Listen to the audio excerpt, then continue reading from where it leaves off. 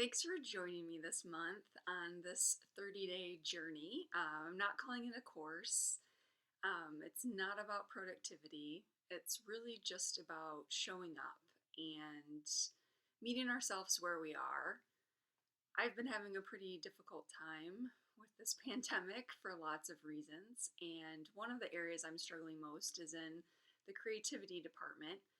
Mostly because I just have not had the energy or the passion to show up and write. And I've talked with a lot of other writers I know the last couple weeks, and it seems as though quite a few of us are feeling this way. And so I wanted to just create a space this month, a space for writers to show up and kind of tend to that creative fire that is still in there, but maybe we're just not feeling it as much. Maybe the ways that we respond to it are feeling a little bit different than normal, and that's okay. So, this is my first foray into Teachable, so bear with me this month as I figure out how this all works as well. So, I am also doing this day by day with you. I haven't recorded the whole month ahead of time. I'm kind of figuring out as I go what I'd like to share because so much of this is just based on how I'm also feeling in the moment as well. So you can always send me suggestions as the month goes on of maybe things that have been helpful to you, practices, words, talks, films, books, anything. I'm open to all of it, and I love sharing what others have found along the way. So if there's something that you'd like me to highlight as the month goes on, please just email me at andthenwrite@gmail.com, and I will work to incorporate that into the month.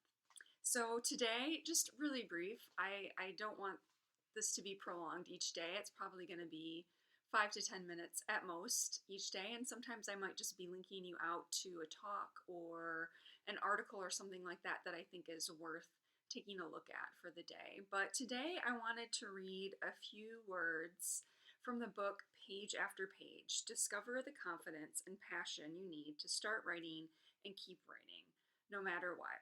And it's a book by Heather Sellers that I've had for a long time, and I often find myself returning to this book when I'm just feeling out of sorts or I have fallen out of practice. And I might touch on one of her later chapters about falling in love with your practice because I do feel like, there might be a time for that in the coming weeks as I work to just kind of integrate everything that's going on and trying to get my life back to some degree of normalcy.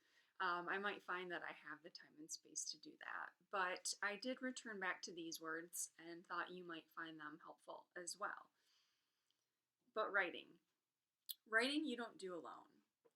It took me a long time to realize I was still surrounded by that secret clan of wonderful, bad, weird, and brilliant fellow writers. When you creep into your box house at night after the parties, when you wake up early to write at your computer in a dark room with just the green-gray glow of the screen lighting your way, you are not alone. Writing is a communal act. You have all your teacher's words funneling through you, your words, your characters' words, the books on your bookshelves. It's really pretty loud, writing. Writing is a dance with all those other books you've read and the ones you're going to read. Writing is making a house within the house. You aren't ever alone doing it. The house of writing is filled with a bunch of noisy, mostly kind folks yakking their heads off. What you do is you embark on a writing life, on day 2 of your new life, and for the whole rest of it is this. You learn to listen. You want to surround your hours with choruses, books and writers, and words of the highest quality, in as many forms as you can import into your world. You might need to spend more time at your typewriter so you can listen to the deep, deep thing inside you. You might already be spending enough time at your keyboard. It might be the quality, shape, and content of all the other hours that need your attention right now. What does the rest of your life look like? Are you letting the muse know you are serious about this writing business? Or are you only serious when you are in your box house?